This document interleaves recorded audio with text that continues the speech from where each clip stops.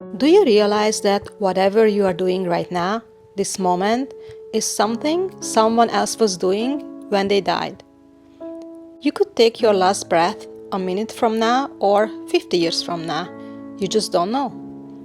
Our time here is limited and we owe it to ourselves to use it wisely. October 4th, 2017, a regular Wednesday. But instead of getting ready for work, I called my neighbor for help. I was having a panic attack. I felt like I was losing my mind, losing control. I thought this might be the end. Next thing I knew, I was in a wheelchair being pushed through the emergency room. Diagnosis: panic anxiety disorder. They told me to quit my job. They gave me a Xanax. That one pill felt like heaven. I was doing the work of 5 people and I was burning out fast. Something had to change. That day didn't solve everything, but it marked the beginning of something, a more intentional way of approaching my time and my life. In this video, I'll share a few things that helped me take back control. They are simple, but they made a real difference. Because when we are living on autopilot and buried in overwhelm, there is no space left to create. And that has to change before our time runs out. Is this thing on? Hello, hello. Hi everyone. I'm a visual learner, so I created a few pie charts for us that will help us go through some scenarios together. I think they are a powerful representation of where we are today and where we could be in the future with just a little bit of shift in focus. Some of our days, weeks, or months might look like this. Overworked, minimal interaction with family members, barely getting any sleep, crappy diet, and doing minimal cleaning just so that the bugs don't eat us. We are just surviving. This is a better scenario. The staying alive slice of the pie is bigger because we are getting enough sleep. We spend more time on grooming and cleaning. Maybe our diet is better. We are getting enough sleep. No overtime, but in our free time, we are passive. So we are decaying because we are not maintaining our health, which means that we are declining. This is typically media binging, for example, YouTube Shorts, Instagram Reels, Netflix, video games, anything that numbs the pain and help us escape reality and forget about our problems. This is mindless downtime. By the way, this is my concept. This is how I see it today. If you ask me tomorrow, it may be different. A level up is maintenance / fertile mode. There is a new element here, active me time. We might be exercising, reading, making art, and depending on how we are spending our active me time, it may or may not be reflective. For example, if we are taking a spinning class which is loud, I don't think that can be reflective.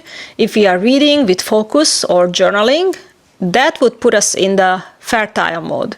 So where everything starts to change is this mode which I call the creator mode. We may still have some downtime, but we purposely carve out some time for life design. This is when we spend time alone with our thoughts and feelings. This is where we can often reach the flow state where new ideas emerge. So this is where we want to be, right? This is our creator mode.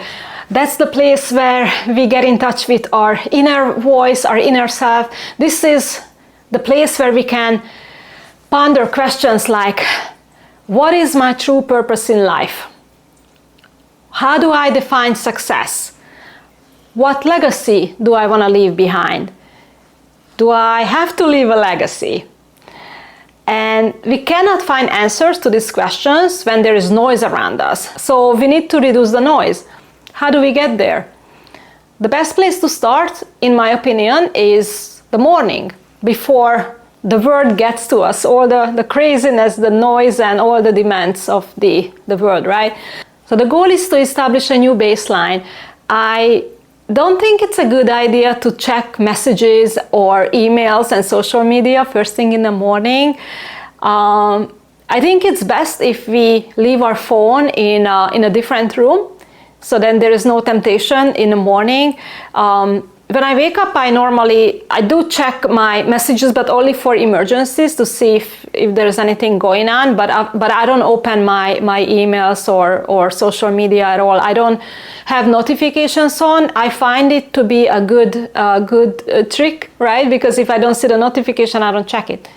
And I would definitely not read the news first thing in the morning. I actually strongly recommend not to read the news at all, but that's for another video. The problem with spending time on our phone in the morning is that it gives us a false sense of control. When we check social media and the news, we feel connected to everything and everyone in our lives. We rely on this routine and it is comfortable. We get out of the bed on the same side, we drive to work, it's usually the same way. We see the same people at work and we push the same emotional buttons. And this is just a redundant cycle that becomes a subconscious program. And every day is the same, there is no growth. And if we want to have different things in life, we simply need to do different things. We have to do things differently. And we need to break the pattern. So there is this concept, it's called the hour of power. And before you say that, oh my God, I don't have 1 hour in the morning, I have a plan B. I'll get there in a minute, just hear me out. So the point is that you are giving yourself the gift of time and space to be alone with your thoughts and feelings so that you can create, so that you can dream. And there are different ways to do it. If you don't have an hour, maybe you just want to get up 5 minutes earlier than you usually get up, and then you could just spend some time thinking about all the things that you are grateful for. You could have this is like a gratitude journal, or you can just use a regular notebook. Go for a walk. I think getting some fresh air first thing in the morning is wonderful. That's one of my favorite ways of reconnecting with myself. Tell yourself, okay, I'm just gonna walk around the block for like 5 minutes and see what happens. And just think about all the things that you are grateful for, because you are going to be focusing on positive things. And if it's true that our thoughts create our reality, if we think about positive things, then we are going to create a positive reality. So walking first thing in the morning. If you have more time, you could listen to podcasts, and then you can just capture your ideas, everything that comes to you, new realizations. You could have your phone with you, and you could use the note section in your phone, and then you can just write down new ideas, anything that comes to you. The important thing is to be alone. Don't go on a walk with someone else. You need alone time. And you could come home, you could journal, you could meditate. Oh my God, meditation is like, it can reprogram your whole life. We are like a computer program, and then if you meditate, you can just rewrite everything that's within you. That's pretty amazing. Breathing exercises. I personally do Wim Hof. It's wonderful. If you check out his videos, and then if you read the comments below the videos, you're gonna be amazed that breathing exercises can cure depression, anxiety, addiction. It's awesome. Or whatever exercise you want to do, right? Movement is the key. You could do yoga. Yoga can also reduce stress and increases flexibility, and gives you strength. And there are free YouTube videos that you can find. 10-minute video, you could do like a 10-minute yoga, 10-minute breathing exercise, a meditation, whatever you have time for. And it's your process, it's your reward, whatever works for you. So it's been said that we think 60,000-70,000 thoughts per day, and 90% of our thoughts are same as yesterday. So if we keep thinking the same thoughts, then we keep going to have the same reality. So we have to think different thoughts. So That's why we need this alone time, so that we can pay attention to what's going on inside, and then we can write down all these new ideas and thoughts. So if you start doing that, for example, if you journal regularly, you might find that you wanna start writing things like, what worked for me today? What would be my ideal day? Because if you keep writing down all the things that work for you, soon you're gonna have this long list of things that you wanna have in your life, and then you can write down your ideal day. And then based on your ideal day, you can consciously create the right environment for your ideal day to happen. So it's a chain reaction, but you need to be tuned in to your feelings and thoughts. And that's the key.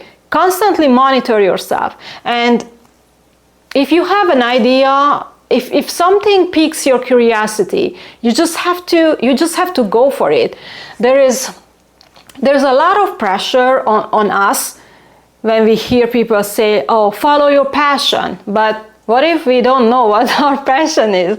So I think the best way, the better way, is to always just listen to that voice in our head. The curiosity is like a tap on our shoulder, just very light. It's just, hey, turn this way. Just, turn your head just an inch to the right and go that way and see what's there. So it's a much gentler way of building our future. There's not much pressure on us in that sense, right? If we just follow our curiosity and then we look into what's there, and we might like it, we might not like it, but we owe it to ourselves to follow through, I feel. And if you journal, you are going to find things that keep coming back to you. Like, for example, I wish that I learned this. I wish that I played this instrument, right? And then when you read the same things over and over on the pages, then it's a strong indication that you should definitely explore those things. That if you do, it's probably going to lead you down a different path.